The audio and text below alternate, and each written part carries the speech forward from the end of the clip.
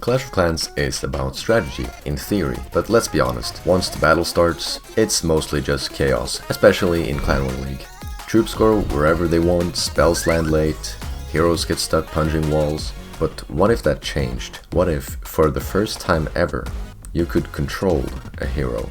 Meet the Commander, Clash's first ever new kind of hero. He doesn't walk with the army like the others. He doesn't swing a sword or cast flashy spells. His strength is control.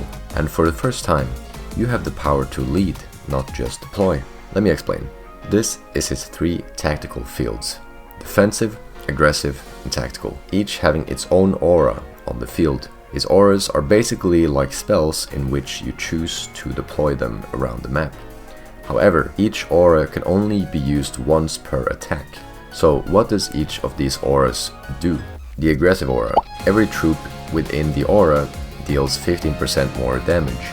In the defensive aura, damage is reduced and a shield is also applied if the commander's HP drops low. The tactical aura. A one-time rewind where troops within the radius jumps back 5 seconds and heals slightly. Another ability the commander possesses is the rally beacon, notably his most recognized ability out of the four. This is not like the aura abilities, and they function in a similar way to spells. The rally beacon functions like the controllable hero event, except that every troop within the picked target will be locked onto it, and target that as its first priority. Tap anywhere to refocus nearby troops instantly. So let's say we were to have our commander in one of our attacks. So let me show you the attack I did on 11 here. So as you can see here, I'm gonna start off with a Royal Champion walk at the Town Hall to get the Town Hall out. So we can just skip past that because we don't need the commander for this part of the attack. So now that we have taken down the Town Hall, we could, for example, place the commander up here because he will be out of range, because the commander doesn't move. He will stay still in a specific area to focus on the battle. So for example, you're gonna have the commander down here, and when you click on his name, you will get the abilities up on the screen, sort of like you see here, where you can see the different equipments the heroes has. So let's continue this. So as you can see, I started off with the queen here to funnel, and I used a dragon to clean up a little bit on the side here for the dragons to better path in towards the center here. And now that we have our commander up in the corner over here at the top, we can now use his auras around the base. And the auras are designed in specific colors, so depending on the auras you're using, you will see a color on the display on the UI that you have. So we're gonna place more dragons at the top here for pathing, and we'll throw the rest down here. So this is the perfect place to use the aggressive aura. For example, you can place it in an area here to basically rage up the troops in this area, or you could wait with it and focus it more in the center here with the core with all the strong defenses. And you can also use all the auras in the same spot. For example, if you wanted to stack all the auras in the same place, you can. I wouldn't put the tactical aura there, however, because that one will basically undo whatever you did with the other two. So let's continue. So now that the troops are moving more into the center of the base, now you could, for example, use the aggressive aura here, and that will make both the speed and their damage 15% more.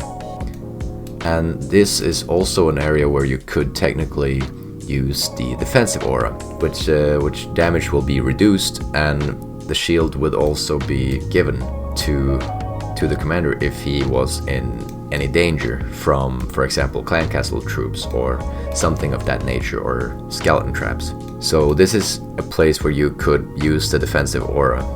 So for example, here you could use the tactical aura, and this is when the troops will rewind back to where they were 5 seconds ago and slightly healed up, as the damage they would have been taken will be reverted. However, the defenses that they would have destroyed would not be.